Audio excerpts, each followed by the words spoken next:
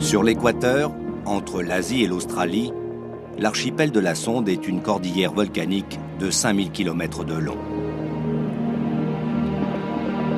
Au siècle dernier, Sir Alfred Wallace, naturaliste explorateur, a mis en évidence une démarcation entre les espèces asiatiques et australiennes, suivant une ligne passant entre Bali et Lombok, Bornéo et Sulawesi.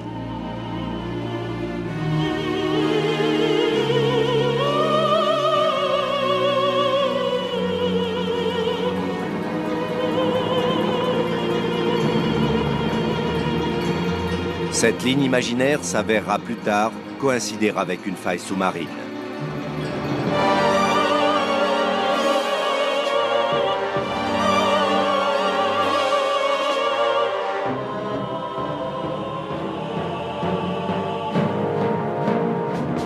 Les mouvements de l'écorce terrestre et les variations du niveau des océans n'ont cessé de modifier au cours des temps géologiques la géographie de la planète et la nature qui la recouvre.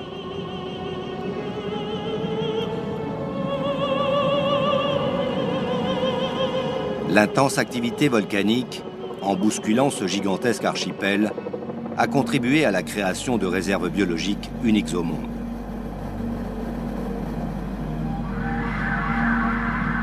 L'équipe d'Ushuaïa Nature va mener une expédition d'ouest en est, de part et d'autre de la ligne Wallace, à la recherche des plus étonnantes espèces endémiques de ces îles.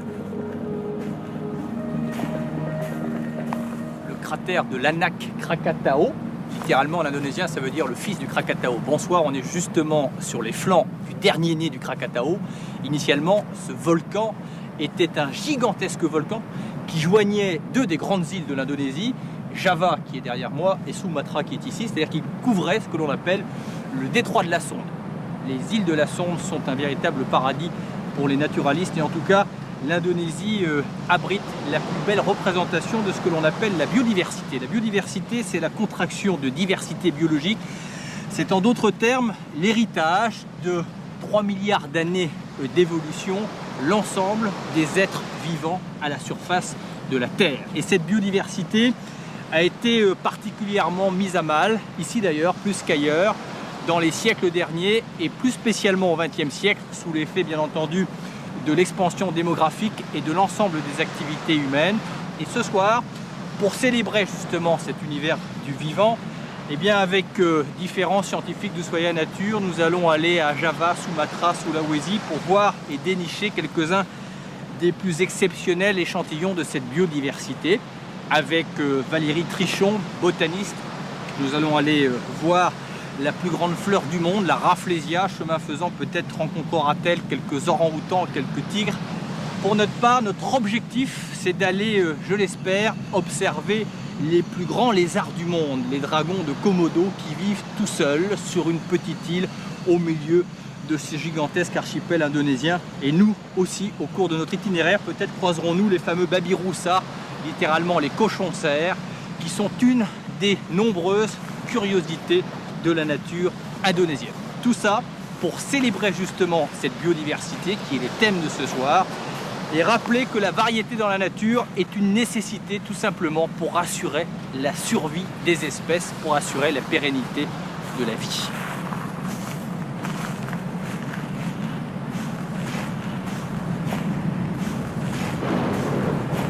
Le Krakatau, initialement, c'était un immense volcan qui s'est désagrégé au fur et à mesure de plusieurs cycles éruptifs étalés sur une longue histoire et de nombreux siècles. Et la phase la plus démonstrative et la plus impressionnante, c'était en 1883, lorsque le volcan a achevé de se volatiliser ou de se désagréger. On dit que l'éruption à l'époque a libéré l'énergie équivalent à plus de 100 000 fois l'énergie libérée par la bombe d'Hiroshima. Le raz-de-marée qui s'en est suivi a soulevé une vague de 20 mètres qui a ravagé les côtes indonésiennes et notamment de Java et Sumatra. Il y a eu plus de 36 000 morts. Et puis c'est seulement en 1927 que, autour des vestiges de l'ancienne caldeira, il y a eu de nouveau un cycle éruptif et pour la première fois, l'Anak Krakatau, mais sorti de la mer, puis il y est de nouveau re-rentré, ressorti, re-rentré, jusqu'en 1930 où c'est devenu une île définitive. C'est le dernier né de tous ces cycles éruptifs et rien ne peut prévenir de sa prochaine explosion. Mais ce qui est intéressant, c'est que depuis cette époque, très récente, 1930, la vie commence à reprendre ses droits et les flancs du volcan sont un magnifique observatoire pour étudier la colonisation progressive de la végétation et des animaux sur une structure à la base qui n'était que minérale. On va descendre justement là où la forêt commence à grimper sur les flancs du volcan.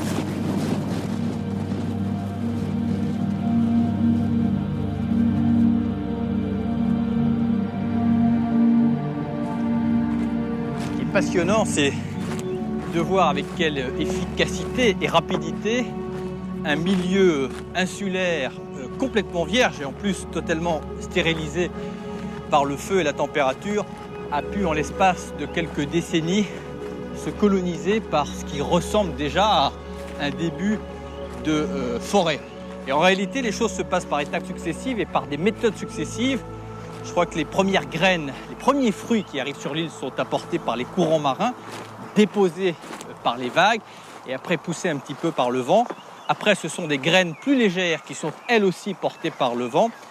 Et quand il y a eu un support végétal suffisant pour servir d'abri aux animaux, ceux-ci sont arrivés, soit comme les oiseaux en volant, soit en profitant de morceaux de bois comme ça qui dérivent et qui s'échouent sur les plages. Et les animaux ont aussi amené dans leurs ailes ou dans leurs plumes des graines.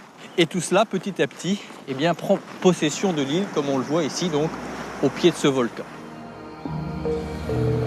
Il y a un siècle, le souffle de l'enfer a balayé ces îlots, carbonisant tout sur son passage. Pourtant, la nature a repris ses droits sous l'action conjuguée de la richesse des cendres volcaniques, des précipitations incessantes et du soleil.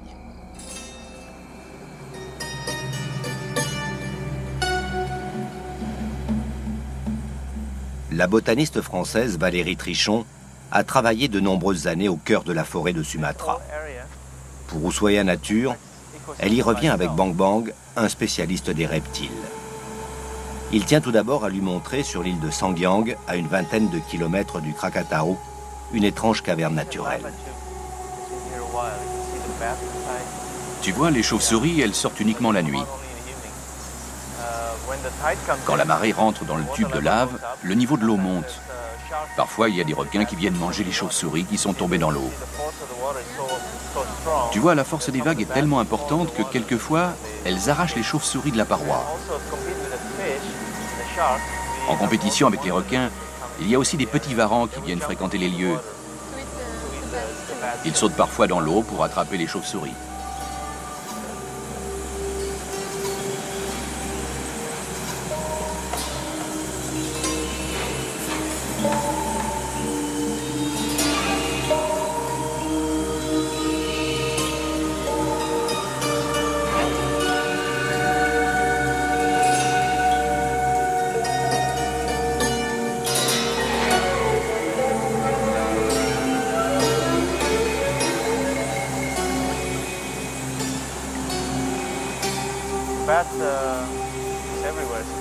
Il y a des chauves-souris partout.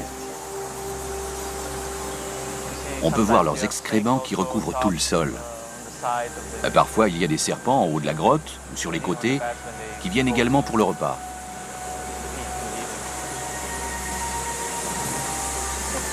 Ce tube de lave est comme un pont entre l'écosystème de la forêt et celui de la mer.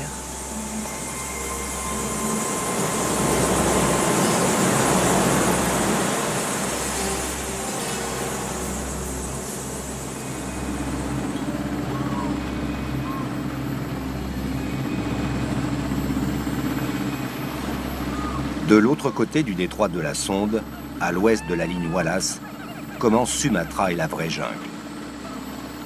Tigres, rhinocéros, orang-outans et la plus grande fleur du monde se cachent encore ici sous les grands arbres.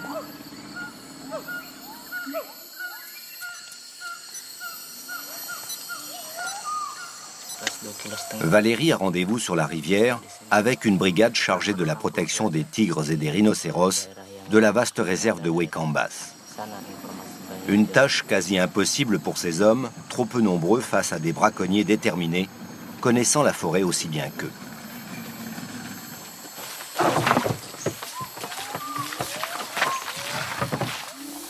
La forêt est dense, pratiquement impénétrable, hors des étroites pistes tracées par les animaux. Les braconniers le savent. Les gardes ne mettront pas longtemps pour découvrir le piège tendu au dernier seigneur de la jungle.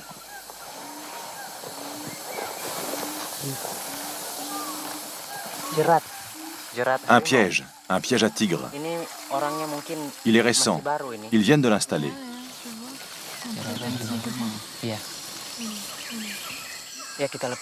Il faut qu'on le désamorce et qu'on essaye de rattraper les types qui l'ont posé. Il faut prendre des photos pour le rapport. Pourquoi y a-t-il des gens qui capturent des tigres? Ils capturent les tigres surtout pour leur peau. Il y a beaucoup de braconniers dans l'enceinte du parc national.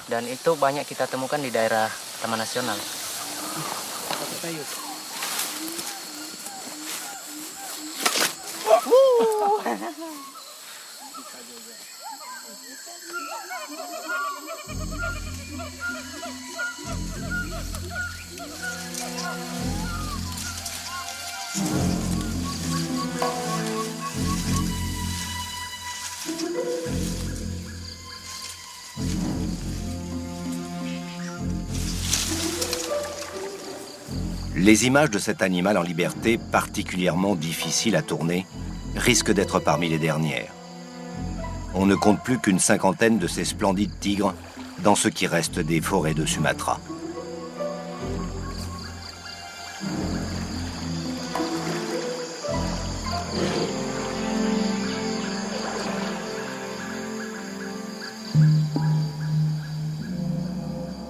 Valérie Trichon a quitté Ouekambas pour rejoindre plus au nord la réserve forestière de Bohorok, où vivent les orang-outans.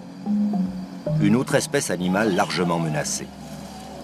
Ce grand primate, couvert de longs poils roux, dont le nom en malais signifie l'homme des bois, occupait pendant la préhistoire les régions s'étendant de la Chine à Java.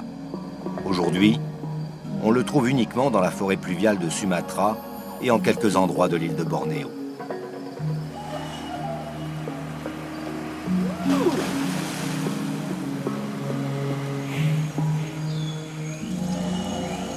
L'orang-outan parcourt de longs trajets pour chercher sa nourriture. Frugivore, il complète parfois son régime alimentaire de feuilles, de jeunes pousses, d'écorces et de quelques protéines animales. Il sait mémoriser les saisons, la position des arbres en fleurs et suit le trajet des oiseaux pour atteindre les zones où il est certain de pouvoir s'alimenter. Son péché mignon, le durian, un gros fruit à l'odeur fétide, hérissé d'épines, qui pousse seulement en Asie du Sud-Est.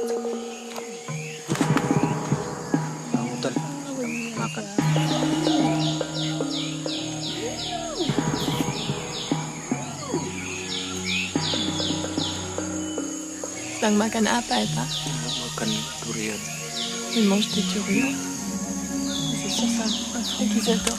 Un wasp. Les épluchures. Ah voilà.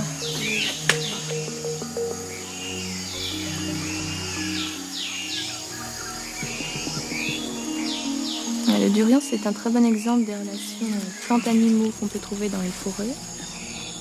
Avec sa très forte odeur, il attire les animaux depuis loin. Ça peut être des cochons sauvages, des éléphants, des singes, qui viennent manger cette pulpe-là autour des graines, qui est très riche en protéines.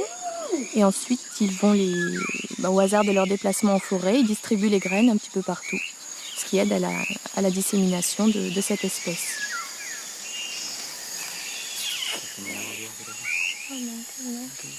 Le durian et ses nombreux consommateurs sont exemplaires de l'interaction existante entre la faune et la flore. Lorsque les équilibres sont respectés, toutes deux se développent harmonieusement et contribuent au bon état général de l'écosystème.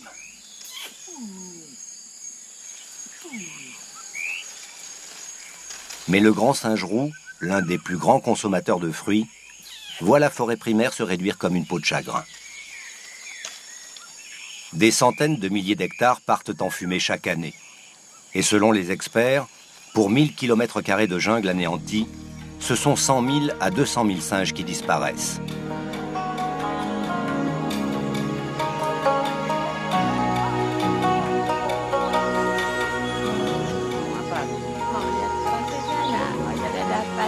Udah? Oke. Boleh pergi sekarang? Ayo, bisa? Ayo. Ayo, kita ikut bapak saja. Si l'on connaît les principes de dissémination de la plupart des espèces végétales, on ne sait rien sur ceux de la plus grande fleur du monde, la Rafflesia arnoldi, découverte en 1818 au centre de Sumatra par l'explorateur Stanford Raffles. Valérie Trichon a laissé les orang-outans de Bohorok. Avec Bakhtiar, elle va essayer de débusquer cette curiosité botanique. Elle est très grosse. Elle est déjà pourrie. La dernière fois que tu l'as vue, elle était encore belle. Oui. Masih bagus. Ça fait combien de temps? Hari yang lalu. 1 minggu. Une semaine. Tahu Pak, ada. Est-ce que tu sais s'il y a des fleurs mâles et des fleurs femelles? Oui, il y en a. Et il faut ouvrir pour savoir. Mais je sais pas faire la différence. Mhm. On n'a pas de chance, elle a déjà été mangée par beaucoup d'animaux. Le cycle de vie de la Rafflesia est de 4 à 5 ans. Le bourgeon met 9 mois pour atteindre la taille d'un gros chou, mais il donne une idée de ce que sera la fleur. Voilà une fleur en bouton. Bagus sekali. Elle est belle, non? Yang paling bagus. Il n'est pas encore abîmé. Dans 2 semaines environ, elle va s'ouvrir. Dans 2 semaines, 2 minggu mungkin. 1 minggu, 2 minggu. L'écorce qui protège itu dari akar, qui protège le bourgeon et puis les pétales ici qui vont s'épanouir. Gede ya, ça va être superbe celle-là. Elle va s'ouvrir et puis donner la plus grosse fleur du monde, presque 70 cm, 80 cm de diamètre. On en a trouvé des grosses comme ça. Ah, regarde. Il est vraiment prêt à éclore là. La Rafflesia pousse dans les endroits les plus inaccessibles. Parasite d'une espèce de vigne sauvage, elle n'a ni racines, ni feuilles, ni tiges. Seul un amas filamenteux issu de la germination de la graine pénètre la liane qui l'accueille. Plante excessivement discrète au cours de sa croissance, sa gigantesque fleur l'est beaucoup moins.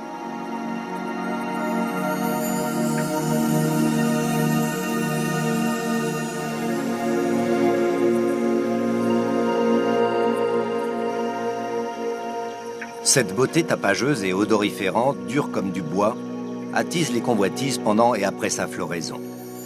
De nombreux insectes lui rendent visite et sont probablement les vecteurs involontaires de sa pollinisation.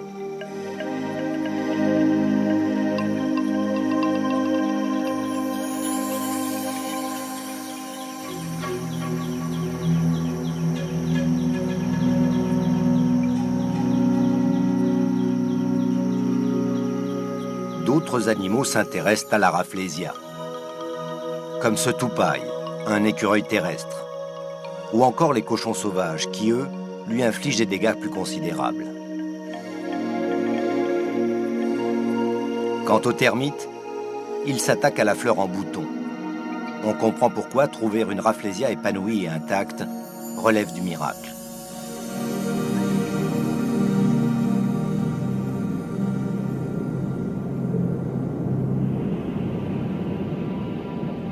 « 1300 km plus à l'est, inutile de chercher cette gigantesque fleur.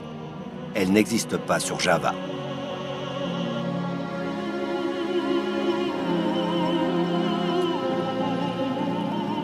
Nicolas Hulot, loin du Krakatao, a rejoint le fief des montagnards du Tengger, une immense caldeira dominée par les cônes dangereusement actifs du Semeru et du Bromo.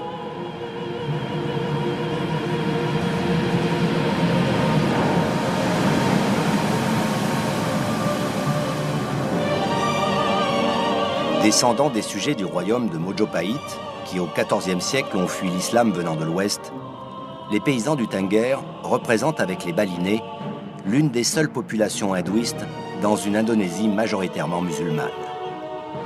Isolés dans ce massif, ils ont conservé leur mode de vie ancestral et tentent régulièrement d'apaiser par de multiples offrandes les 2 montagnes sacrées peu rassurantes qui les dominent.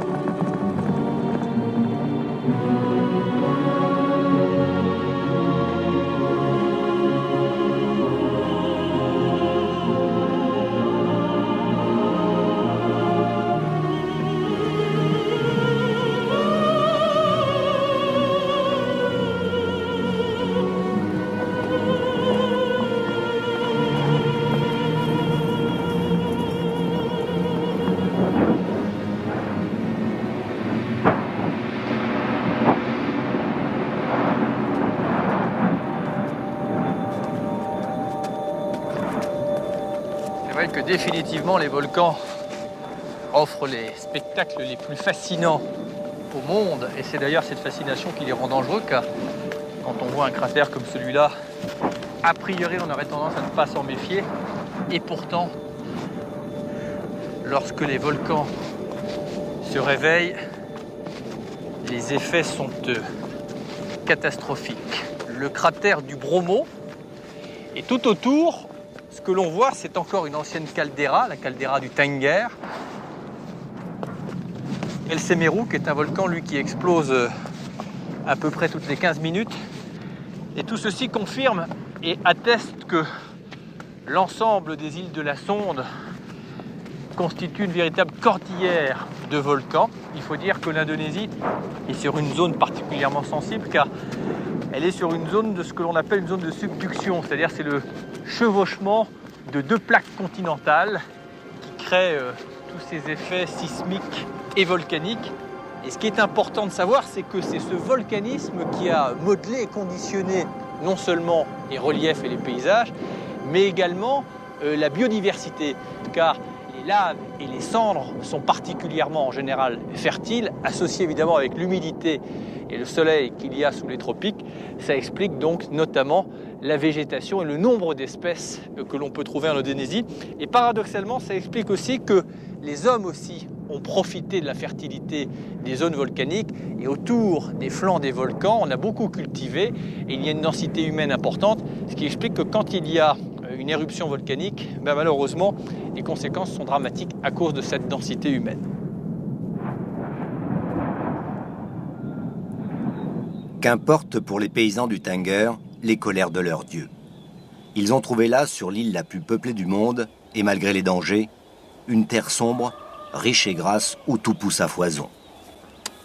Au bord de l'immense caldeira, et jusque sur les flancs du volcan travaillés en longs tumulus épousant les courbes du terrain, peu ou pas d'arbres. Mais des oignons et des choux énormes, du maïs et des pommes de terre. Un gigantesque grenier à légumes toujours susceptible d'être ravagé par le feu du volcan.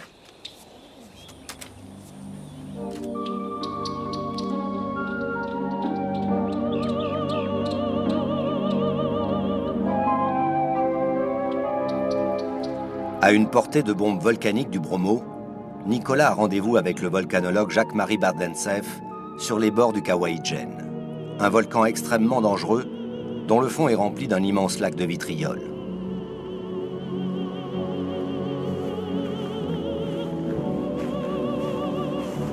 L'Indonésie est sous le signe de la diversité, parce que c'est vrai pour les animaux et les végétaux, mais même pour le volcanisme.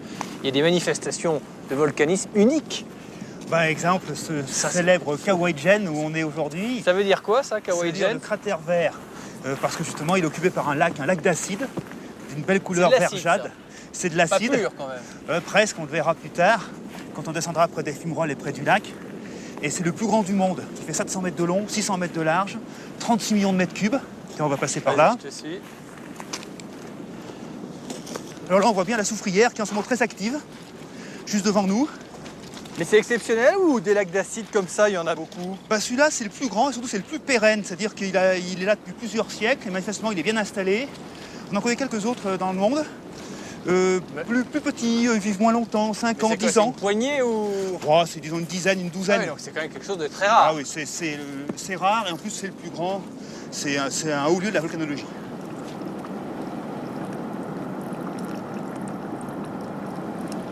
L'acide qui est là, il arrive comment? Comme une nappe phréatique, par une source? C'est une histoire complexe. Si tu veux, un lac d'acide, c'est rare dans le monde parce qu'il faut la conjonction de plusieurs phénomènes. Bon, il faut un cratère, mais les cratères, tu le sais, souvent, il y a un trou au fond, il y a souvent des fissures, il y a des fractures, donc c'est poreux. L'eau ne peut pas rester dedans, ou l'acide non plus. Alors, dans le cas ici du Kawaïdjen, les fumerolles qu'on voit ici, les gaz, ont transformé la roche, enfin une partie de la roche, en argile. Ce qu'on voit très bien ici, tout ce qui est raviné, on pourrait voir des griffes d'un fauve, là, c'est de l'argile qui a été ravinée, et alors, elle est tombée au fond du lac, et elle a colmaté ces fissures, ces fractures, donc on a parfaitement... un socle étanche. Pratiquement imperméable, pratiquement. Alors donc, c'est un réceptacle qui devient quasiment un pluviomètre naturel, donc il faut ensuite qu'il y ait de la pluie. Alors en Indonésie, on n'en manque pas, c'est en pleine zone intertropicale, donc la pluie remplit ce lac d'eau douce dans un premier temps, Et enfin, dans un dernier temps, eh bien, des fumerolles qui sont sous ce lac ou des sources chaudes vont transformer petit à petit l'eau douce en un acide de plus en plus fort et de plus en plus violent. Et le lac du Kawaïdjen, je crois que c'est le lac d'acide le plus fort et le plus puissant de la planète. Et du coup, c'est dangereux? Ah bah oui, parce qu'ici, là, on a un lac un peu perché au-dessus du paysage environnant qui est habité. Ici, on est à peu près à 2400 mètres, le lac est à 2100 mètres. Et il y a surtout un voisin dangereusement célèbre à Java, qui est le Kelut, qui a également un lac qui est moins acide, mais qui est par contre plus instable, et dont les parois s'éboulent parfois. Et alors à ce moment-là, le lac se déverse sous forme d'énormes coulées boueuses et détruit les villages voisins. En 1909, il a fait 5000 morts. Alors à l'époque, les Hollandais qui colonisaient l'Indonésie avaient conçu un système ingénieux de tunnels, 7 tunnels superposés, et ça permettait de vidanger le lac au fur et à mesure de sa formation. Alors ici, les Hollandais, toujours eux, ont fait un peu un équivalent, enfin un peu différent. Ils ont fait un petit barrage dans la partie la plus basse du lac pour, disons, réguler son niveau qui varie fortement avec la saison des pluies. Et de cet émissaire, on peut voir une rivière qui en part, entre un ruisseau et une rivière, qui dévale dans la jungle, et pourtant qui n'est pas perturbée. Les lianes trempent dedans, enfin c'est vraiment étonnant. Mais par contre, bien sûr, ça serait moins bon pour l'homme.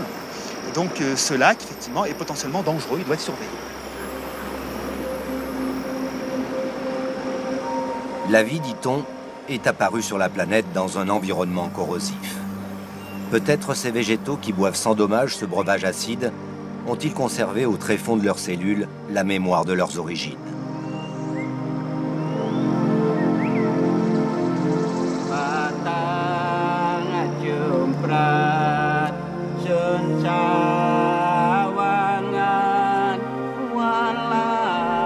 Les volcans distribuent la vie et la mort selon l'humeur de la Terre. Dieu ou diable, en fonction des croyances ou des légendes, ils soufflent parfois aux hommes le moyen de gagner leur vie. Ils sont une trentaine de mineurs à descendre chaque jour dans le cratère du Kawaïdjen, là où le volcan exhale son haleine sulfurée.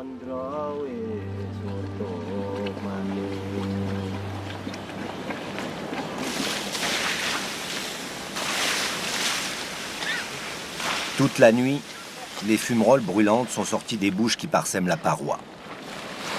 Canalisées par les conduites formant une sorte de pieuvre géante, les gaz au contact de l'atmosphère se sont liquéfiés, puis refroidis, créant d'énormes dépôts de soufre solide.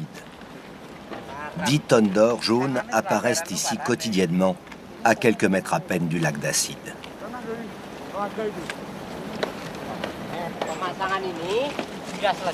Les tuyaux sont mis en place et vous pouvez voir le soufre qui en sort.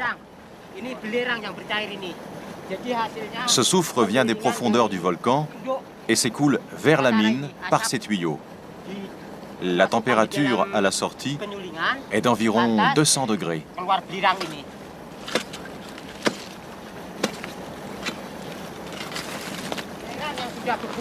Ça, c'est du soufre qui s'est solidifié au contact de l'air.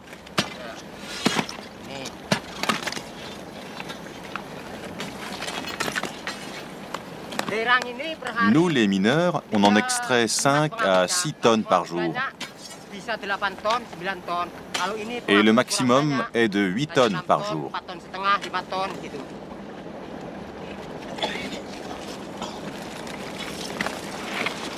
Les forçats volontaires du Kawaïdjen ne perdent jamais de temps au fond du cratère.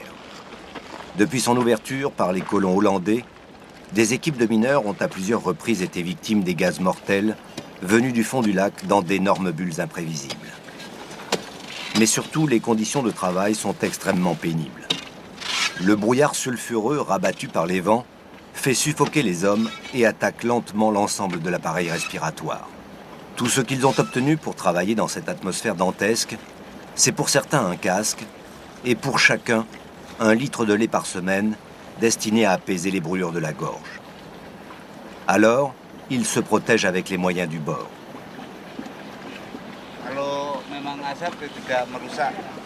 Ça fait 28 ans que je travaille dans cette mine. Oh, j'ai jamais eu de problème respiratoire. Je ne porte pas de masque. J'utilise un chiffon que je mords et qui m'empêche d'inspirer les vapeurs. Je respire par la bouche et non pas par le nez. Le chiffon me sert de filtre. Le masque, il ne sert à rien. Vous voyez, je le mets comme ça.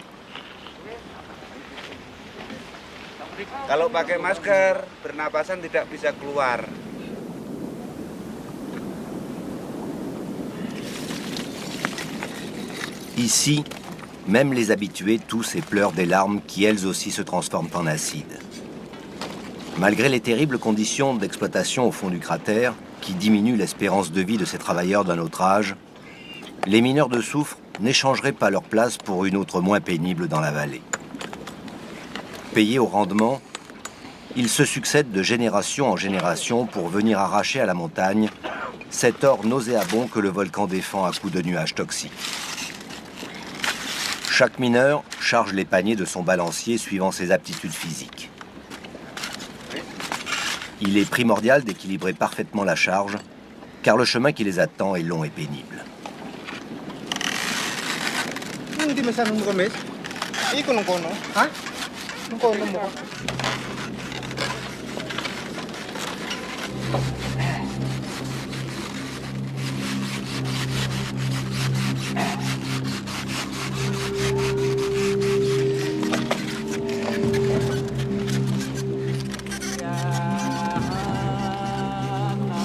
« 300 mètres de dénivelé à parcourir sur un sentier abrupt, ravagé par l'érosion, avant d'atteindre la lèvre du cratère. Sur les épaules, oscille au rythme de la marche, de 60 à 100 kg de soufre pour les plus costauds.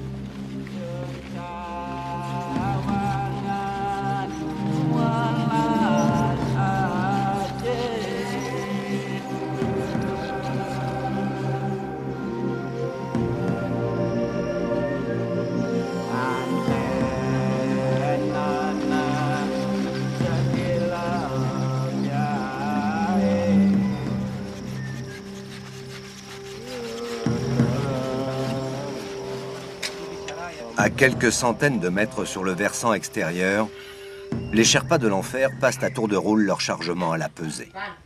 La vieille bascule est installée depuis des années dans ce qui fut une station scientifique chargée de surveiller le volcan.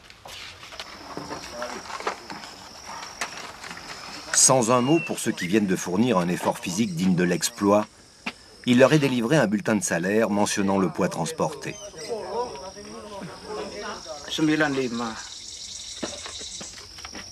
Le portage n'est pas terminé.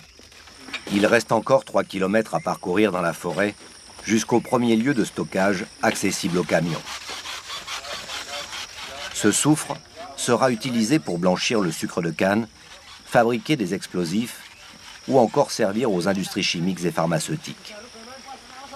Quant aux porteurs les plus résistants, ils repartiront dans le cratère pour un second voyage, là où Nicolas et Jacques-Marie s'apprêtent à effectuer quelques mesures de température des gaz à la sortie des solfatares. Nicolas, ici on arrive devant la grande soufrière qui est très active aujourd'hui. Alors tu as des émissions de gaz. Alors dans ces fumerolles, il y a d'abord bien sûr la vapeur d'eau. Ça c'est pas dangereux, mais également il y a ce qu'on appelle du dioxyde de soufre. Les chimistes diront que c'est SO2. Et ce dioxyde de soufre il a la propriété au contact de l'eau, notamment des larmes et de la salive, de se transformer en acide sulfurique. Ce qui veut dire que en fait, c'est très agressif, donc on va se protéger avec nos masques et nos lunettes, parce que je voudrais qu'on monte juste au-dessus. Là, j'ai passé une corde. À mon avis, c'est là-haut que les températures vont être les plus chaudes, donc on va faire une mesure ensemble. Donc il faut qu'on s'équipe vraiment sérieusement, parce que là, ça va être très difficile de faire quelque chose.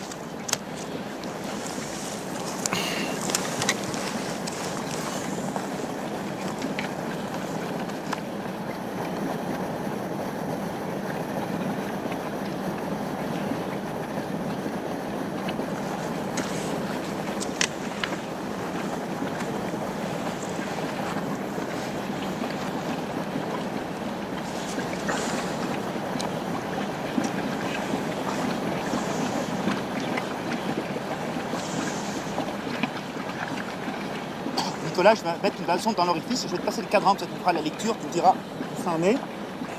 D'habitude, il y a de l'ordre de 190 degrés. 150. 150 déjà, oui.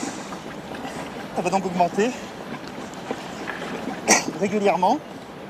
204, 205,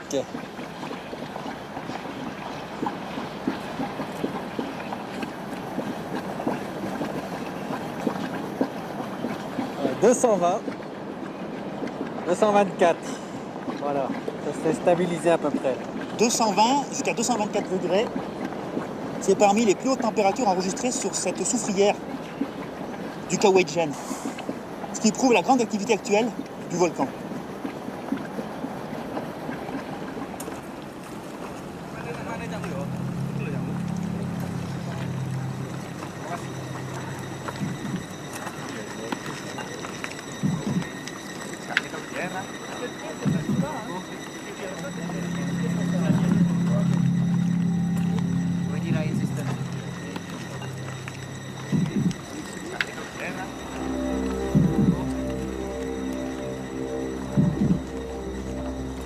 Nicolas, les canaux sont prêts.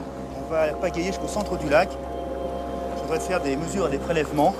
Tu veux dire qu'on va naviguer sur de l'acide? Ben écoute, oui. Et les canaux, ils sont... Les canaux, ils sont en principe assez solides, assez étanches. Ils sont résistants. Parce que c'est des coutures qui... Ouais, ça, l'acidité, ça va. Le problème, c'est la température.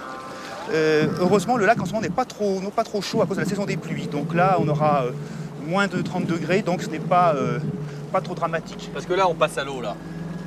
Ah, au centre du lac, si on tombe, je crois on peut dire au revoir à la vie. Hein. Mais c'est important que je puisse faire ces mesures parce que sur le bord, il y a des courants d'eau chaude et d'eau froide avec les sources, donc il y a des variations de mesures.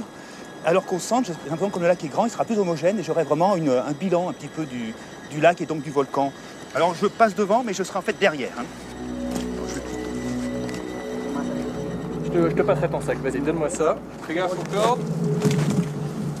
Allez.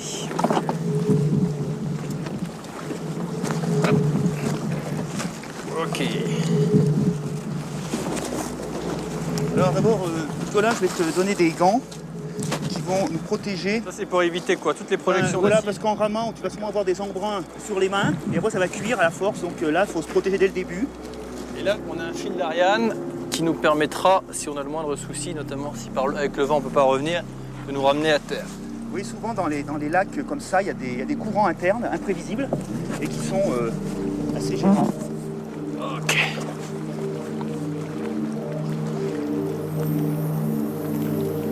Je pense qu'on ne doit pas être beaucoup à avoir navigué sur un lac d'acide. Je crois que ça se compte sur les doigts d'une main.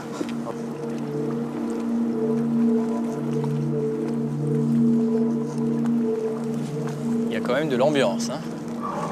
Tu vois, on sera en train de naviguer dans un lac sur la planète Mars, on ne serait pas plus impressionné. Hein. À peu près, oui, effectivement. C'est peut-être Mars il y a 3 milliards d'années, quand il y avait de l'eau. Il y a des légendes concernant ce lac.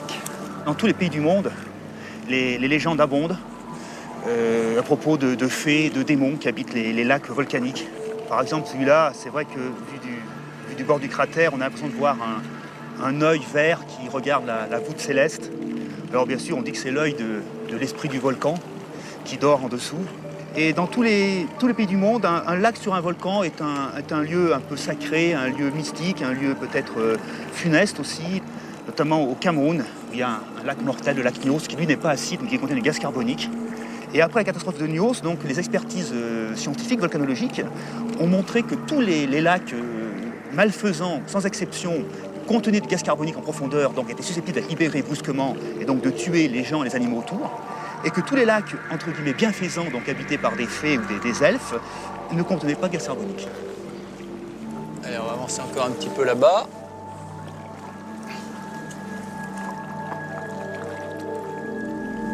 Je vais faire un petit test. Là, j'ai amené un fragment de calcaire que je vais tremper dans le lac d'acide. Et regarde ce qui se passe. Il y a une réaction entre le calcaire et l'acide. Et entièrement dissous par ce lac d'acide, ça te montre la force et la violence de cet acide. Si on va le lâcher, il va disparaître en bouillonnant. Alors je vais faire une mesure de pH, d'acidité. Voilà, il faut bien homogénéiser et qu'il y ait un équilibre qui se fasse.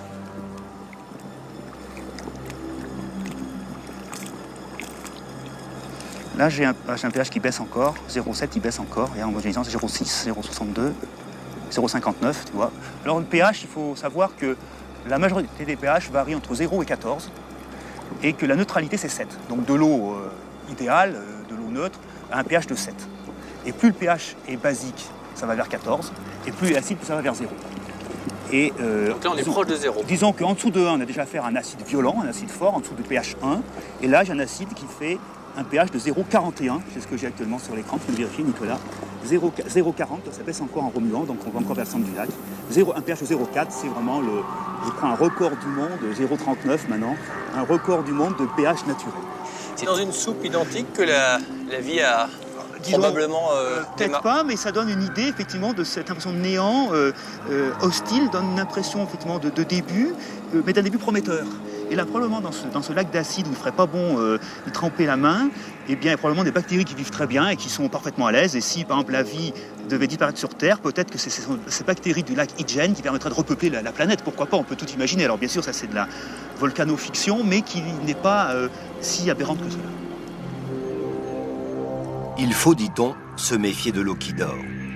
Celle d'un splendide bleu turquoise tapi au fond du Kawaïdjen ne fera sans doute jamais mentir ce vieux dicton.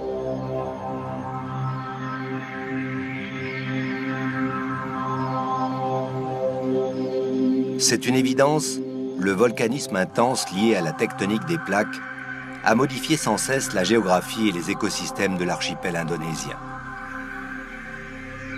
L'île de Sulawesi en est un autre exemple étonnant à bien des égards. Située au bord de la ligne Wallace, Sulawesi est la seule région du monde où la flore, et plus particulièrement la faune, mélange les espèces asiatiques et australiennes. Les résultats sont parfois saisissants. En 1887, Alfred Wallace, le père de la zoogéographie moderne, est venu dans les forêts du nord de Sulawesi pister le babirusa, dont le nom indonésien signifie cochon-cerf. Depuis 4 ans, Lynn Clayton, une scientifique britannique, étudie dans son milieu naturel cet étrange mammifère, lui aussi en voie d'extinction. 2 jours de 4x4 et 8 heures de pirogue sur la rivière Gorontalo sont nécessaires depuis la côte pour atteindre la zone d'habitat du babirusa.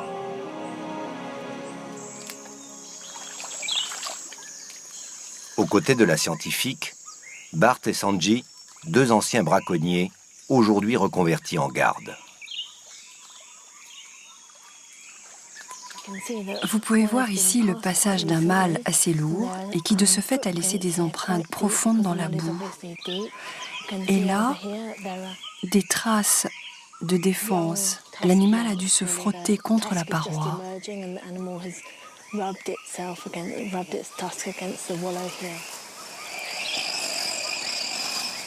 Les babirusas se déplacent généralement en petits groupes de 2 à 5 individus, toujours très difficile à repérer en raison de la densité de la végétation.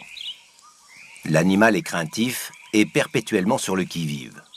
Au moindre bruit, il détale sans demander son reste.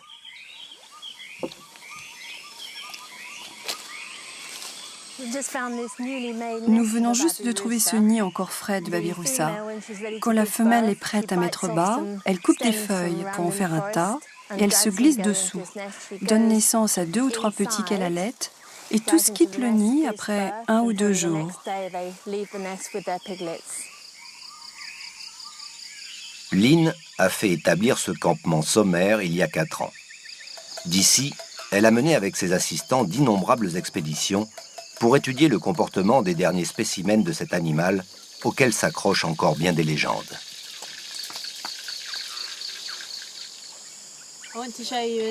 J'ai envie de vous montrer les premiers dessins du babirusa. Vous pouvez voir que la queue est dessinée en tire-bouchon, comme celle d'un cochon. Il est probable que l'auteur n'ait découvert que le crâne de l'animal et qu'il en ait tiré une image générale. L'une des premières descriptions faites par un scientifique nommé Piso date de 1658. Vous pouvez la lire ici dans ma thèse.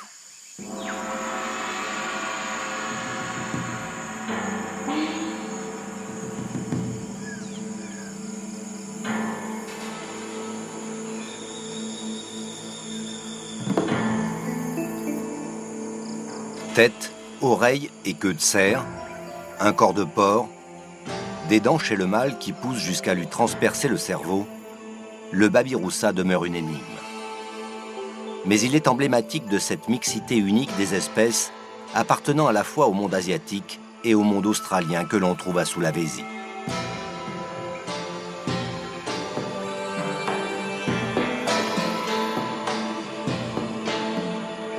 Le mâle pèse une centaine de kilos. Il partage volontiers avec les macaques noirs, son territoire n'excédant guère 2 ou 3 km². Mais les babiroussas sont nombreux à partager l'une des dernières salines encore intactes, où ils adorent se rouler dans la boue sulfureuse atteignant 60 degrés centigrades. La scientifique a passé ici des centaines d'heures à l'affût. Elle a ainsi accumulé une somme de documents considérables sur les comportements de ces animaux hors du commun. Ce qui est vraiment très particulier ici, c'est que l'on peut être en contact direct avec les babiroussas. C'est le seul endroit au monde où on peut le faire.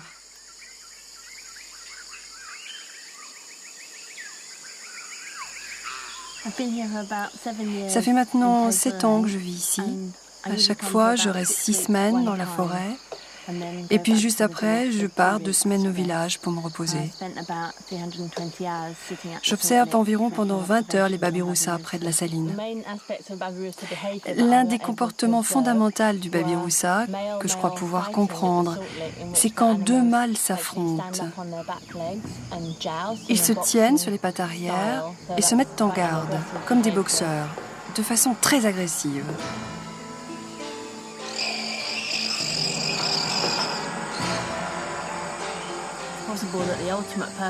Selon moi, le but ultime de ce combat est de briser les incisives de l'adversaire, ce qui va le rendre donc moins attirant aux yeux des femelles. Enfin, c'est ma théorie là-dessus.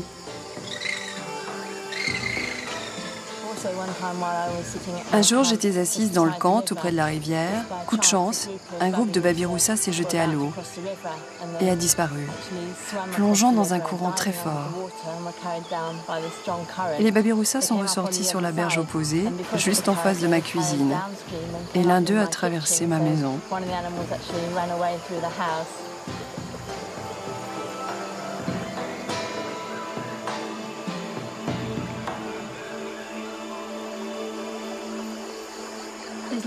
L'équilibre écologique de cet endroit s'est particulièrement fragilisé à la suite du défrichage et du brûlage systématique des sols. Et maintenant, l'ouest de la saline, de l'autre côté de la rivière, est devenu une zone de déforestation. La région court un réel danger. Au début du siècle, le babiroussa colonisait tout Sulawesi. On estime aujourd'hui leur nombre à 4000 tout au plus, retranchés dans les quelques poches de forêt primaires, se croyant protégés par les immenses lianes barbelées des rotas. Les hommes, hélas, ont aussi trouvé un intérêt économique à ce végétal qui, à son tour, se raréfie. Alors, le babiroussa cumule trop de handicaps pour espérer survivre encore longtemps.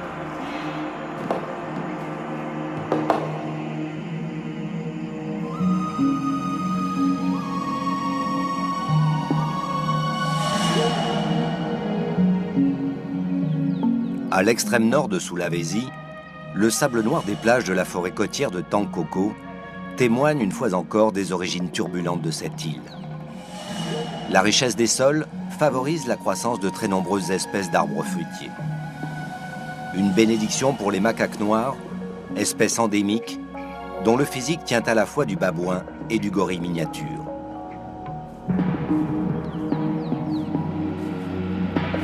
Nicolas a rejoint la biologiste France Bourrelli au pied du volcan d'Ouha Sodara. Ils vont suivre la migration de cette espèce peu farouche dans leur quête quotidienne de fruits et d'eau douce.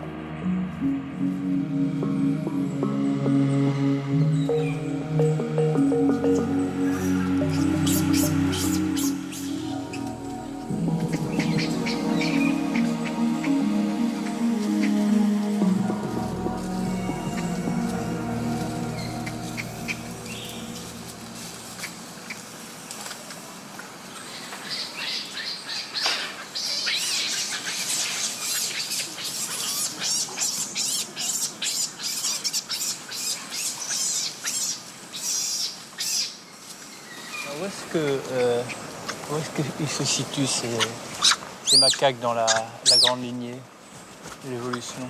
C'est des singes qui sont très répandus en Asie, dans toutes les régions d'Asie, sauf vraiment dans les hautes altitudes. C'est moins évolué que les singes qu'on appelle anthropoïdes, comme les gorilles. Pourtant, tu vois, ça ressemble vraiment à un gorille.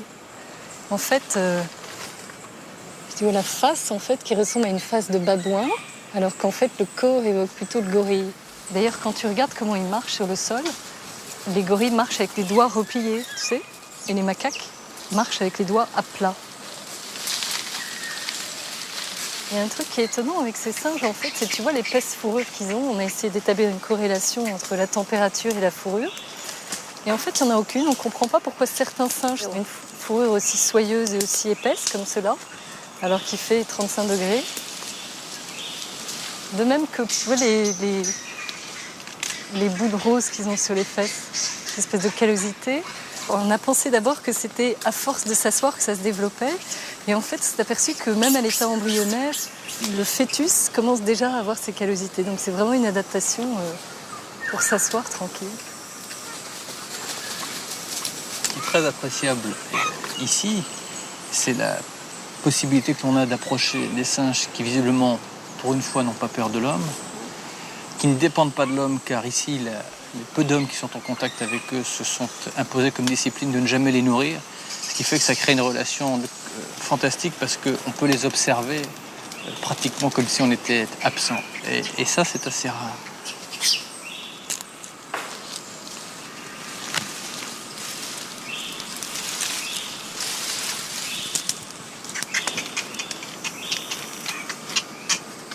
Alors là, c'est une attitude menaçante, hein, je te préviens. Je n'ai pas du tout d'accord. C'est un mâle. Tu vois, quand il monte les dents comme ça, il montre les dents et il a un regard fixe. Ouais. C'est une attitude de menace. Tu vois, les bébés, ce qui est étonnant, c'est que avant même que le petit soit sorti du corps de la mère, la tête et les pattes avant sortent d'abord, et tandis que les jambes sont encore dans le corps de la mère, il est déjà en train de s'agripper. Il est déjà en train de s'agripper au poil. Combien tu dis qu'il a, le petit, là? Celui-là a moins d'un mois. Moins d'un mois? Oui, il vient juste d'apprendre à marcher. Et tu vois ça par la couleur de la face, parce que la couleur de la face devient noire au bout de 1 mois. Et c'est pas forcément sa mère, hein. Ça peut être une sœur, une juvénile, une tante qui s'occupe de lui. Dès qu'il y a un petit qui naît dans un groupe comme celui-ci, c'est l'attraction générale. Et il y a une forte cohésion de tous les singes, y compris les mâles, pour regarder et s'occuper des petits. C'est une des milliers ou des millions d'espèces que la forêt tropicale abrite. Alors évidemment, on a tendance plus à focaliser par affection sur les espèces les plus spectaculaires ou les plus photogéniques. Mais ce sur quoi il faut insister quand on parle de biodiversité, c'est que les espèces qui peuvent paraître les plus insignifiantes ou éventuellement qui sont invisibles à l'œil nu ont un rôle aussi important et prépondérant dans l'équilibre de la nature. Donc il faut se battre autant pour les porte-drapeaux comme cela, de la cause animale ou végétale, que des espèces qui sont moins agréables à l'œil nu. Ça, c'est important de dire que dans la biodiversité, il ne faut pas faire de sélection en fonction de notre degré d'affection vis-à-vis des animaux, et que tout vaut d'être protégé parce que tout a un rôle, notoire ou pas, dans la forêt.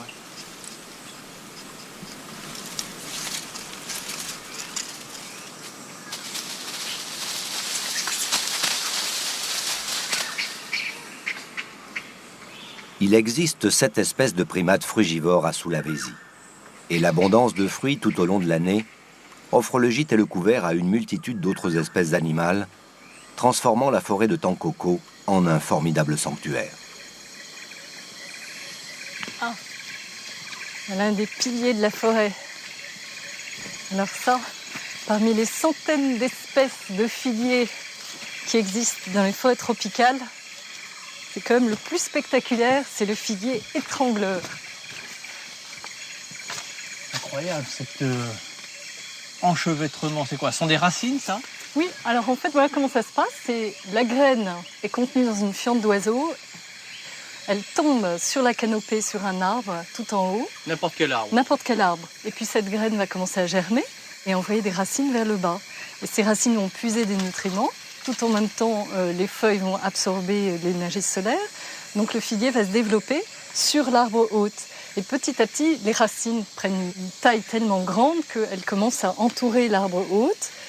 Et en fait, on dit qu'il étrangle l'arbre, mais ce n'est pas vraiment le cas. Simplement, il lui vole la nourriture par-dessous et il lui fait don par en haut. Donc l'arbre commence à mourir et tu vas voir que le tronc donc, est creux parce que l'arbre qui était au centre est mort depuis 300 ans.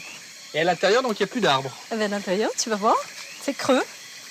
Ah oui, c'est insensé. On a l'impression de voir, tu sais, l'empreinte ou le moule de l'arbre initial. Oui, parce qu'on voit exactement la forme cylindrique. Les racines entouraient l'arbre, donc elles en ont pris la forme, et puis l'arbre, petit à petit, s'est décomposé, s'était vidé, ouais. Par manque de soleil et manque de nutriments. Ça crée une espèce d'habillage. C'est fou. Et alors, il y a un tronc quand même sur ce figuier, forcément, mais... Oui, mais il est tout là-haut. Ah oui, d'accord. Ça, c'est juste des racines. Il est petit, évidemment, le tronc. Écoute, je vais sortir un baudrier, et puis je partirai devant toi, parce que c'est pas très difficile, hein. En fait, ça fait comme une grande échelle, plus haute que les autres. Voilà.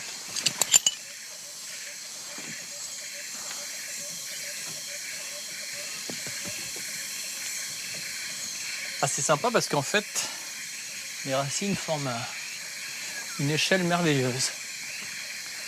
Il y a pratiquement des barreaux à chaque niveau.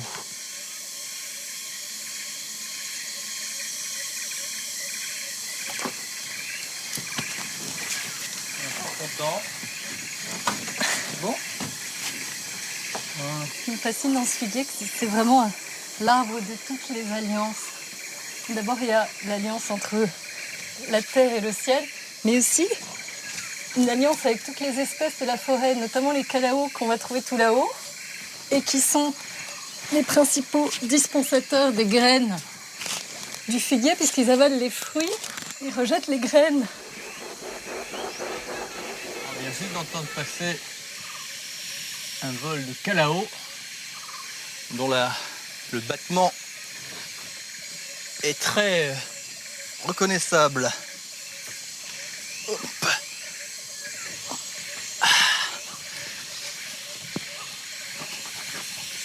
Hop là.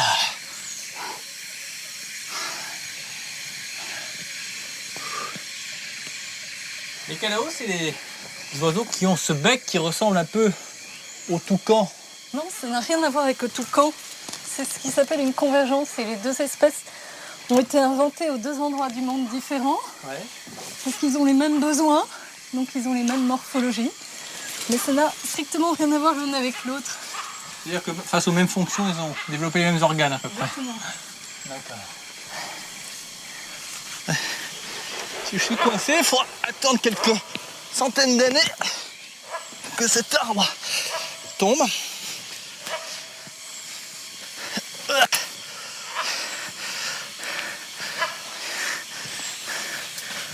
Assez. Pour passer de l'ombre au soleil, ça se mérite. Là, tu verras, on est récompensé quand on arrive en haut. On voit les calaos sur l'arbre d'en face. Au sommet de la canopée, France et Nicolas n'ont pas fini de s'émerveiller.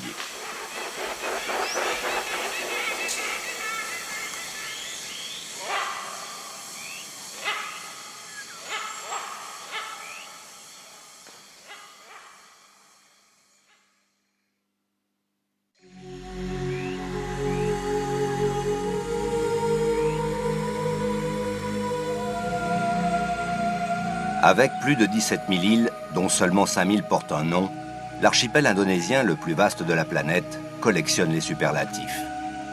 Sa situation géographique, à cheval sur la ligne Wallace, confère à sa faune des spécificités à nul autre pareil. Sur l'île de Sulawesi, Nicolas Hulot et la biologiste France Bourrelli sont montés au sommet de l'un des végétaux les plus originaux et les plus accueillants de la forêt tropicale de Tankoko. Les petites figues qui ont motivé, entre autres, tiens France, voilà, notre ascension de l'ombre à la lumière. tu vois, elles sont bien rouges pour les calaos. Parce que ce qui est amusant de rappeler, c'est que dans la nature, les couleurs, comme les parfums, ont une grande importance. En fait, la beauté, c'est une nécessité. Oui, absolument. C'est pour séduire. Il faut séduire le calao. La plante, elle intéresse que les graines aillent le plus loin possible. Donc du coup, il faut séduire un animal parce que comme il n'y a pas de vent dans cette forêt... Il faut séduire le transporteur. Il faut séduire, voilà, exactement, le transporteur. Donc là, le rouge, c'est idéal pour les oiseaux. Voilà une figue verte. Oui, qui n'est pas mûre. Alors ça, c'est la plus belle histoire d'amour du monde animal et végétal. La plus belle histoire d'alliance, c'est la figue. La réalité, c'est qu'un organisme qui est un des plus grands édifices, un des plus lourds, parce que les plus grands en termes d'architecture, ce sont les récifs coralliens, mais les plus lourds, ce sont les arbres, qui pèsent jusqu'à plusieurs milliers de tonnes, et est conditionné par un tout petit organisme d'1 millimètre d'épaisseur. Exactement. Ce géant de 45 mètres de haut, il ne peut pousser que grâce à une minuscule petite guêpe qui naît à l'intérieur de sa figue. Dans le fruit. Alors voilà comment ça se passe. D'abord, la figue, c'est pas un fruit, c'est pas une fleur, c'est une coupe de fruits. Elle a 3 sortes de fleurs. Des fleurs qui sont femelles, qui sont fécondes, des fleurs mâles qui sont porteuses de pollen, et des fleurs stériles, uniquement pour servir de berceau aux larves de la guêpe. On va essayer de regarder ce que tu viens de nous dire. Alors, tu vas voir qu'on voit, voilà, on voit très très bien les berceaux. Regarde. Bouge pas. Elle voit très bien. La petite guêpe femelle, porteuse de pollen, parce qu'elle est née ailleurs, elle s'est couverte de pollen, va rentrer par cet orifice, tellement plus étroit que l'orifice par lequel on vient de passer, que du coup, elle en perd ses ailes. Et elle rampe à l'intérieur de la figue, et là, elle va pondre ses œufs. Donc la guêpe va pondre une petite larve à l'intérieur de chaque fleur stérile, et après, elle va mourir. Les mâles guêpes vont naître avant les femelles. Et leur première idée, c'est d'aller voir les petites larves femelles et les féconder dans le berceau, avant même la naissance de la larve. Et quand elles ont fini, elles vont aller faire un trou dans la paroi de la figue. Et alors ce petit trou, ça a eu comme effet d'apporter de l'oxygène à l'intérieur de la figue, qui va provoquer l'éclosion des petites guêpes femelles et la maturation des fleurs qui portent le pollen. Quand les petites guêpes femelles vont sortir, donc déjà enceintes, de leur berceau floral, elles vont se couvrir de pollen, puis se mettre sur l'extérieur de la figue et hop, partir à la recherche de l'odeur chimique d'une autre figue, d'un autre arbre à quelques kilomètres de là, pour que le cycle puisse recommencer. C'est vraiment David et Goliath. Ce qui veut dire que quelquefois, lorsque l'on laisse dépérir des choses qui sont invisibles à l'œil nu, on ne savait pas le rôle fondamental qu'ils pouvaient jouer dans la nature, et que si on laisse des espèces disparaître, on ne peut pas savoir quel rôle dans le futur ces espèces peuvent ou auraient pu jouer. D'ailleurs, les fameux calaos, regarde, on les voit juste en face. La femelle, lorsqu'elle a ses petits, s'enferme à l'intérieur de l'arbre et elle colmate l'orifice par lequel elle est rentrée, et elle le fait avec un mélange de salive, de terre et d'aliments gluants.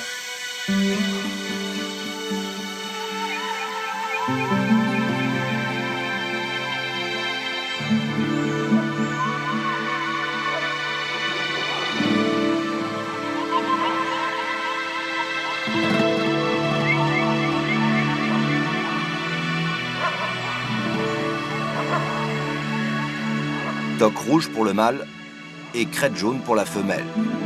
L'espérance de vie du calao est de 20 à 30 ans et le couple est fidèle jusqu'à la mort de l'un des deux.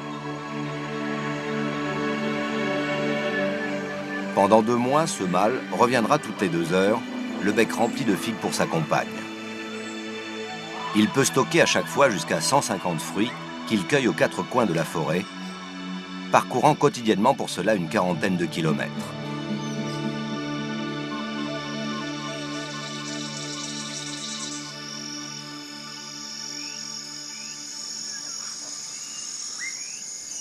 À la tombée de la nuit, la jungle de Sulawesi se peuple de fantômes et de diablotins.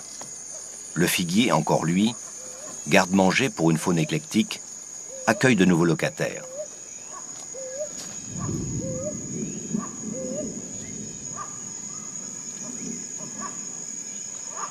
C'est marrant, au moment où la forêt pratiquement se tait de la plupart de ces bruits, il y a quelques visiteurs qui prennent le relais, et notamment parmi eux les tarsiers spectres.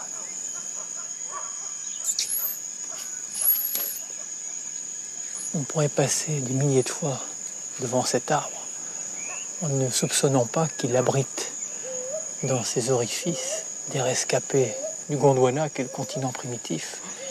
Et parmi les animaux les plus primitifs qu'ils soient, les tarsiers connaissaient autrefois une dispersion géographique beaucoup plus grande, et pour diverses raisons. Et les seuls endroits où maintenant on peut les trouver pour cette espèce-là, c'est ici.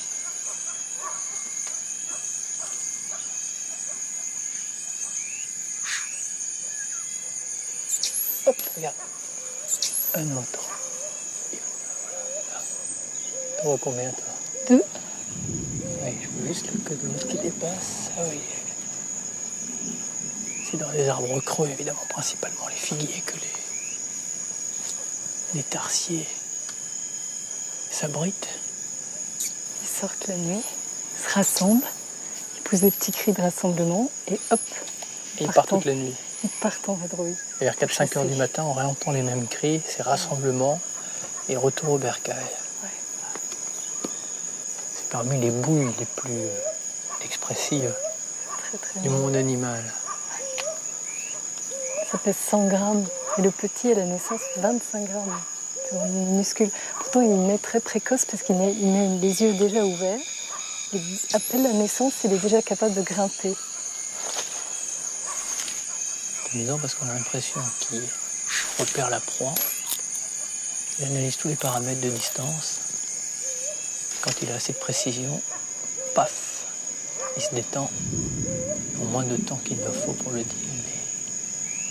Il a capturé dans sa patte le pauvre insecte. Hop!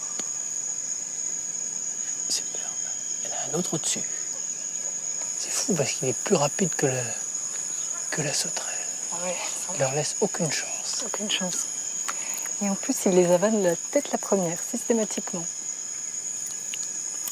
Alors, tu vois, les pattes qu'il a, qui sont tellement longues, en fait, c'est que le talon, entre le talon et les orteils, tout ce qui est tarse, c'est pour ça que ça s'appelle un tarsier, est allongé. Et c'est tellement allongé que ça permet de faire levier. C'est-à-dire que le moindre petit battement de muscle au niveau du mollet va provoquer l'effet de levier, une détente. Et quand ils arrivent sur la proie, immédiatement, ils mettent la main en cage. On est dit très très primitifs, mais en fait, ils sont bourrés d'innovations extraordinaires. Tu vois, par exemple, leurs yeux, c'est comme si nous, on avait des yeux 150 fois plus gros que les nôtres. C'est-à-dire qu'on a des pommes à la place des yeux.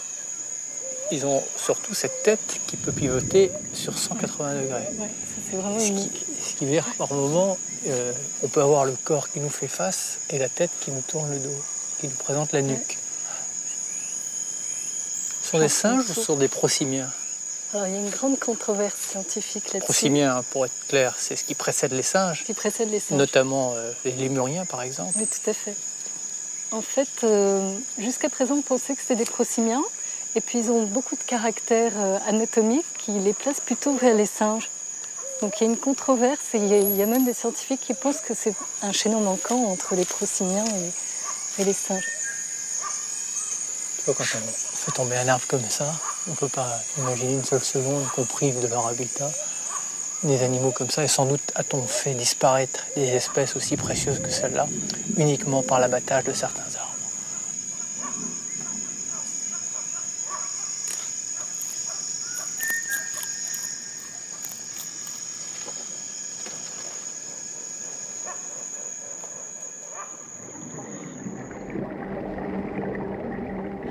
Ce qui est vrai pour la forêt, l'est pour l'océan. La biodiversité existe aussi sous la mer et elle est loin d'avoir livré tous ses secrets. À l'extrême pointe nord-est de Sulawesi, nourrie depuis des millénaires de la lave des volcans, les côtes du détroit de Lambeth Strait cachent un écosystème sous-marin probablement unique.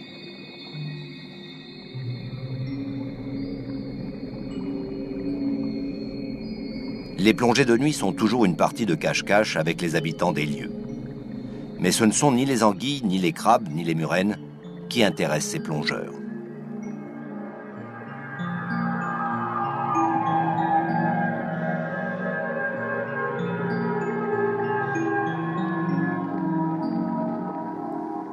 Si la lave et les cendres volcaniques favorisent sur Terre la croissance de la végétation, elles semblent de même accélérer la prolifération des coraux.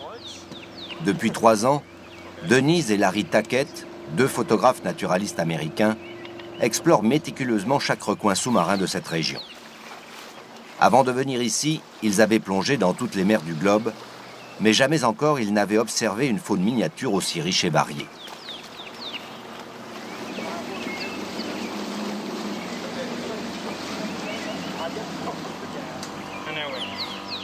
Armés de grosses loupes, ils passent leur temps à scruter les massifs de coraux à la recherche des lilliputiens de la mer. Et ils découvrent une nouvelle espèce pratiquement à chaque plongée.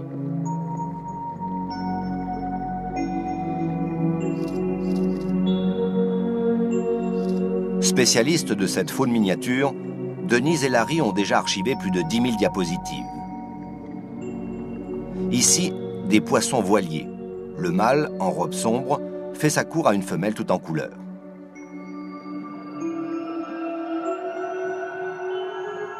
Le poisson grenouille ressemble à une éponge, change de couleur à volonté et leurre ses proies avec un appendice prenant la forme de ce qu'il souhaite manger. Denise et Larry font un travail d'exploration scientifique. Certaines espèces sont très difficiles à dénicher. Au milieu des algues, le pipefish préfère jouer avec le courant pour se faire oublier.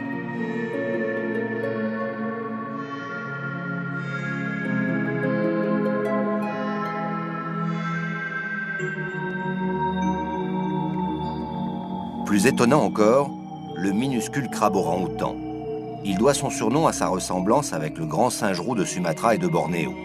Et il a la même agilité.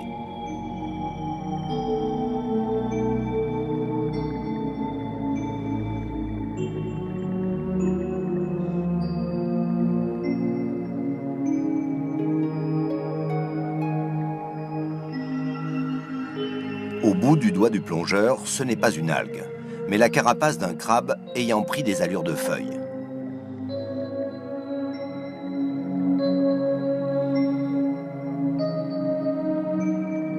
Le poisson scorpion s'enfouit dans le sable, laissant dépasser ses épines dorsales gorgées de venin.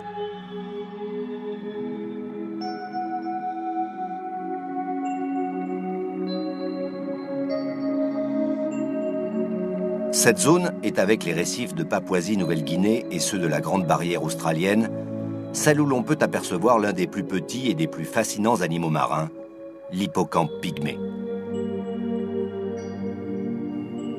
Rarissime, cet hippocampe, dont le tour de taille ne dépasse pas 2 ou 3 mm, a été découvert par hasard en 1970 par un employé de l'aquarium de Nouméa. Mais il se confond si bien avec son habitat, toujours la même gorgone, qu'il est pratiquement impossible de le voir s'il ne bouge pas ses yeux ou ses nageoires.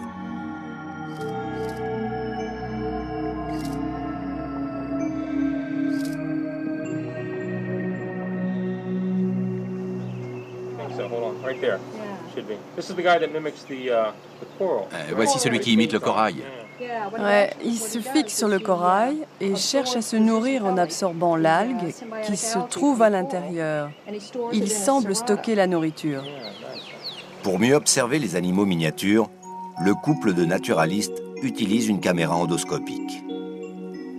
C'est le cas pour ce nudibranche, petite limace vénéneuse qui rampe sur le corail pour déguster les algues.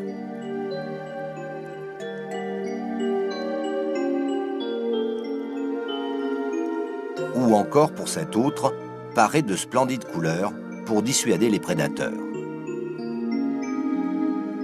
Dans le monde sous-marin, les couleurs vives sont souvent signes de toxicité.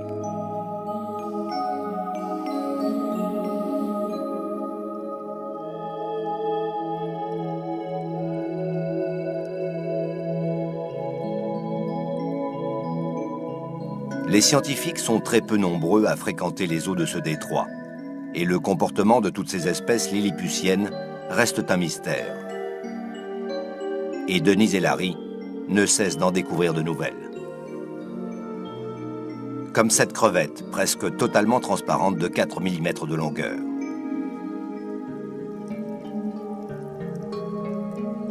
Ou cette étoile de mer, dont la tête d'allumette donne une idée de la taille.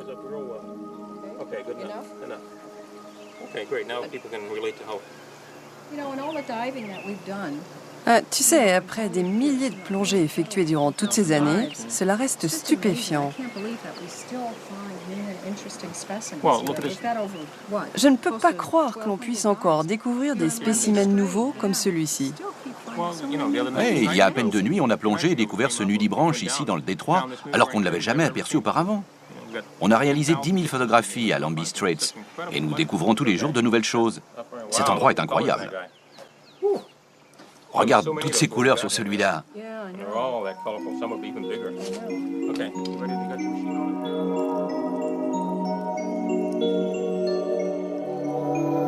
Cet oursin est plus classique, mais le crabe zèbre, aux proportions parfaites qui nichent entre ses piquants toxiques, ne dépasse pas 5 mm.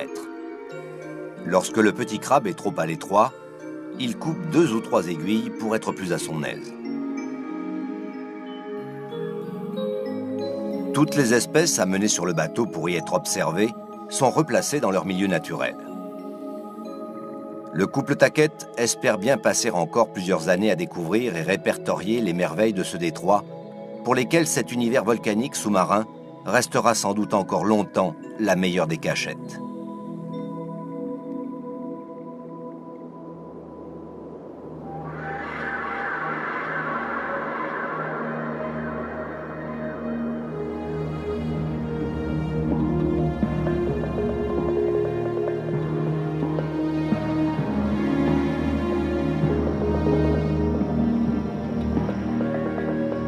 L'archipel indonésien est un livre ouvert sur l'histoire de la Terre et la ligne Wallace en serait la pliure.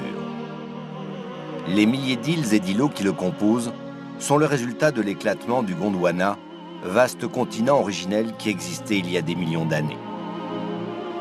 Le volcanisme a soulevé les montagnes, l'océan les a isolées, coupant du reste du monde les écosystèmes qui s'y étaient développés. Tout ici atteste d'un passé géologique mouvementé et le cratère aux 3 couleurs du volcan Kelimutu dans l'île de Flores en est sans doute le plus somptueux témoignage.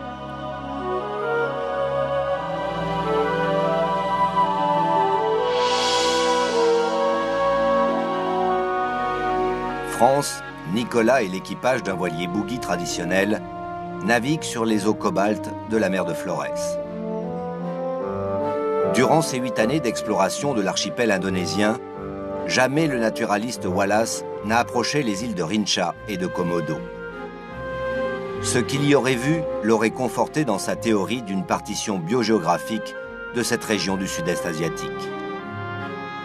Déjà à son époque, des légendes de marins évoquaient ici la présence de dragons crachant le feu.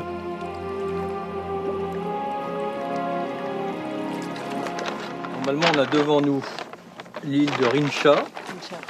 On a laissé dans l'est de notre navigation Flores, qui est une des grandes îles de l'archipel indonésien. Là, on arrive dans l'archipel de Komodo. Alors, ce qui est amusant, c'est que par rapport à Sulawesi, d'où nous venons, qui était pile sur la ligne Wallace, là, on est passé à l'est de cette ligne, c'est-à-dire dans la zone australienne.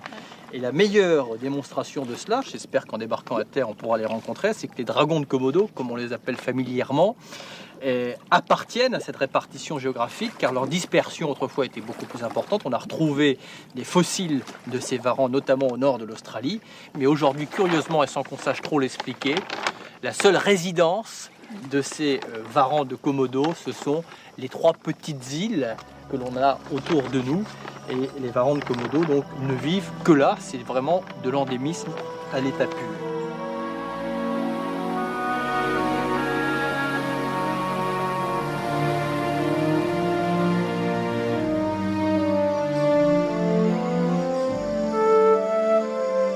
Tu situes où les lézards par rapport aux serpents dans l'évolution?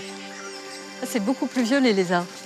Les lézards, ça a 135 millions d'années, alors que les plus vieux reptiles connus, c'est 300 millions d'années, donc c'est vraiment très ancien. Megapod bird, megapod net. Here? Ah oui, Yeah. Un nid de mégapodes. Yeah.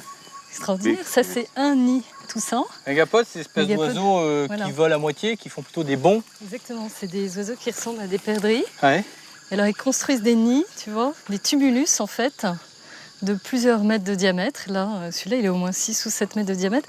Et après, chaque famille va creuser un nid de 1 ou 2 mètres de profondeur. En fait, ils mettent une année à construire ce nid avec des débris végétaux. Comme ça garde la chaleur. Et la fermentation plus la chaleur du soleil, ça remplace la couvaison. Donc après, le mâle et la femelle s'en vont. Et les oiseaux, les petits oisillons, sont couvés tout seuls dans le nid. Alors après, quand ils sortent de l'œuf, c'est très compliqué parce qu'ils ont 1 mètre de terre au-dessus d'eux, donc ils sont obligés de gratter avec leur bec. Et quand ils sortent, ils sont déjà suffisamment solides et ils s'envolent tout de suite. Et les varans pillent les nids. Voilà, exactement. Les varans viennent et avec leurs griffes creusent. Et les jeunes varans se nourrissent de ça. Regarde ce qu'on voit là. Leg and dropping, hein? Leg and dropping. Ça c'est super intéressant. C'est vraiment la preuve. On dirait On une patte. n'est pas loin. C'est une patte de cerf, ça? Exactement, c'est un sabot de cerf. Et en fait, ce sont des... Quoi, c'est des éjections? Non, c'est pas des éjections, c'est le varan mange tellement rapidement, engouffre toute la nourriture, il avale tout, et après il rejette, en faisant des mouvements d'estomac, il rejette ce qui n'est pas digestible. Donc là, par exemple, c'est un sabot.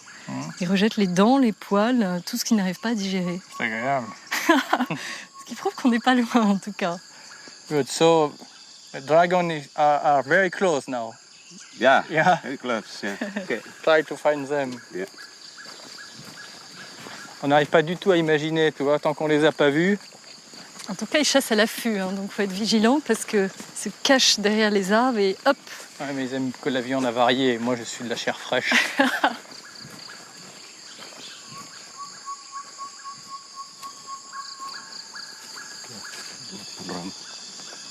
Let me just have a look here.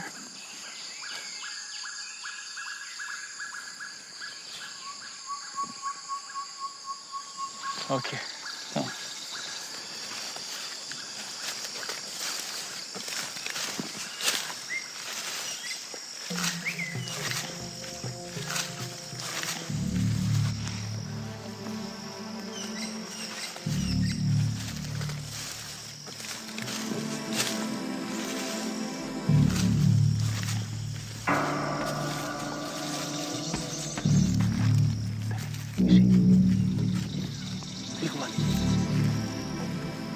Et là, on arrive en plein festin. Yes. Can we go close? Yeah. Yes.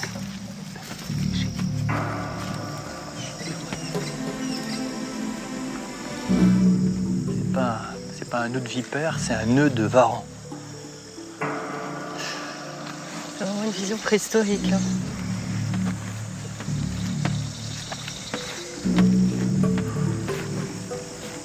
Very big. Hein? Il y en a combien là? Écoute, là, j'en sais rien parce que là, ils ont un morceau de carcasse ici, un morceau de carcasse là-bas, plus les petits qui sont dans les arbres. Attention. That one. Les petits sont très agressifs. Ils sont plus agressifs que les gros.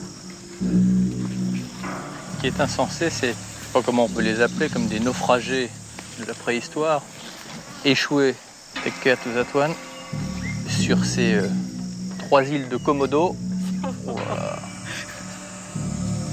Et alors que leur aire de répartition devait être beaucoup plus importante autrefois, puisqu'on a retrouvé, notamment en Australie, des fossiles, mais de leurs ancêtres, qui étaient encore plus volumineux que cela. Oui, plus grand encore. 7 mètres de long, 650 kilos. Ça a été découvert en 1911, qui est quand même une découverte particulièrement récente. Alors au début, évidemment, le premier qui les a observés et qui a rapporté des propos, c'est un pilote qui s'était abîmé dans le coin. Et alors il avait parlé de dinosaures. On confirme bien évidemment qu'ils n'ont rien à voir avec les dinosaures. Ce sont des lézards, parmi les plus gros reptiles du monde. En revanche, ils ont quand même des attitudes très proches des dinosaures. Oui, notamment quand ils marchent. Ils ont les pattes arrière avec un diamètre beaucoup plus gros et ils ondulent avec le centre de gravité très porté sous l'arrière. Et ils ont des caractéristiques qui les rapprochent des serpents. Tu vois, la langue fourchue, par exemple, c'est une caractéristique de serpent. Elle leur sert à quoi? Alors, sur le dessous de la langue, tu as des cellules capables de capter toutes les odeurs chimiques. C'est-à-dire, par exemple, il peut comprendre en sortant la langue qu'à telle distance, mettons à 5 km de là, il y aura une carcasse en train d'être dévorée depuis 3 jours. Et donc, il va ramener la langue dans sa bouche et la frotter contre le palais. Et là, il y a un organe spécial qui existe beaucoup chez tous les reptiles et qui va transmettre au cerveau l'information dont il a besoin pour se renseigner sur son environnement.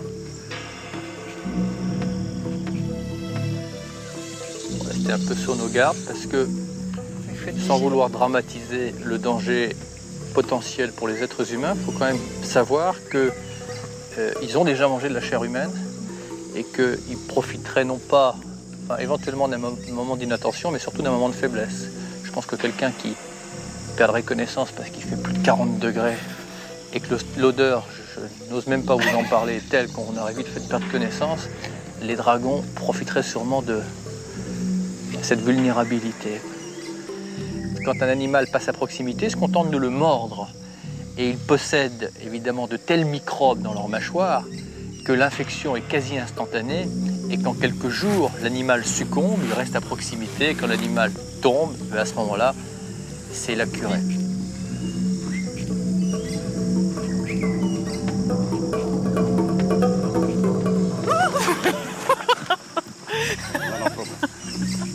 Oh là là. Et alors comment ils font pour digérer Alors justement pour digérer, parce que comme ils ont une énorme masse, tu vois les estomacs sont distendus, ils ont une énorme masse de viande dans leur estomac, alors après ils sont obligés d'aller se mettre au soleil et la chaleur du soleil favorise la digestion. C'est-à-dire si tout d'un coup il y avait un coup de froid, la nourriture pourrirait dans leur estomac. Mais il y en a un qui bouffe l'œil du buffle. C'est affreux. Ah oui, il mange tout, hein. Regarde celui qui est en train de croquer. Non, à la fois c'est un spectacle qui est un document parce que sans doute qu'il y a des millions d'années, le spectacle est identique. Oui. Et en même temps, c'est vrai que c'est pas très ragoûtant, mais ça fait partie du cycle normal. Ils sont très utiles à l'écologie de l'île parce que ce sont les seuls prédateurs, donc ce sont les seuls capables de nettoyer l'île de tous les cadavres. En tout cas, il y a une chose qui est très étonnante et plus que ça émouvante, c'est de voir des véritables rescapés de l'évolution qui se sont retrouvés isolés sur cette île puisqu'ils n'existent nulle part ailleurs. Et maintenant qu'ils sont protégés, il n'y a pas de raison qu'ils ne puissent pas de nouveau vivre en paix pendant des millions d'années.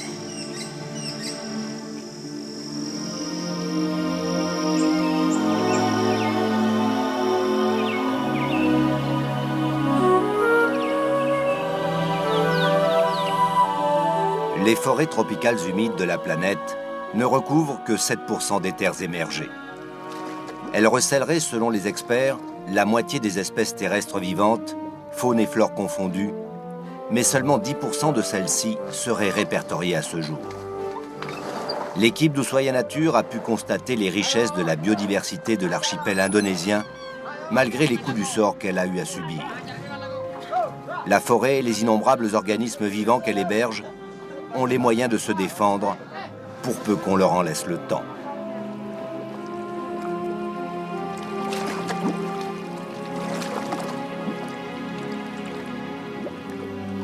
Alors on quitte doucement, au gré du vent, les îles de Komodo, l'archipel indonésien. On va naviguer vers de nouvelles terres. Fin de l'itinéraire dans les îles de la Sonde qui nous aura permis d'évoquer cette notion de biodiversité. La biodiversité qui est plus manifeste ici que nulle part ailleurs sur la planète. On aura d'ailleurs rencontré dans notre périple quelques-uns des plus illustres ambassadeurs de cette biodiversité, dont la plupart sont malheureusement sur cette tragique liste des espèces menacées d'extinction. Car nous aurons également évoqué la vulnérabilité de cette biodiversité et sa dégradation qui s'accélère depuis quelques décennies. Ici en Indonésie, ce sont 1 million d'hectares de forêts qui sont chaque année sacrifiés à la déforestation. L'an dernier, dans le gigantesque incendie qui a ravagé Kalimantan, que l'on appelle aussi Bornéo, ce sont 1 million d'hectares supplémentaires qui sont partis en fumée.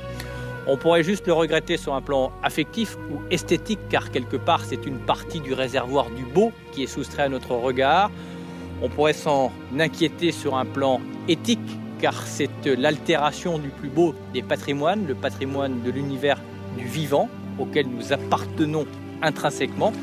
Mais il faudrait s'en soucier sur un plan écologique, car l'ensemble de ce foisonnement d'espèces qu'abrite la forêt tropicale humide constitue un édifice que l'on appelle la forêt et qui participe pleinement aux grands équilibres, à commencer par l'équilibre climatique. Mais le plus alarmant, c'est sur un plan scientifique, lorsque l'on sait que la forêt abrite 50% du patrimoine génétique de la planète. Avec la forêt sont compromis des milliers ou des millions d'espèces dont on a inventorié ou étudié seulement une infime partie. La plupart des espèces disparaissent avant même que d'avoir été découvertes. Et lorsque l'on sait qu'un produit pharmaceutique sur 4 utilise des molécules ou des principes actifs dérivés des espèces vivant dans la forêt tropicale, c'est vous dire qu'en laissant la forêt disparaître, l'on compromet ce grand réservoir d'espoir qu'elle constitue. Voilà pourquoi, entre autres, il faudra toujours préférer la variété à l'uniformité dans la nature autant qu'ailleurs. Bonsoir.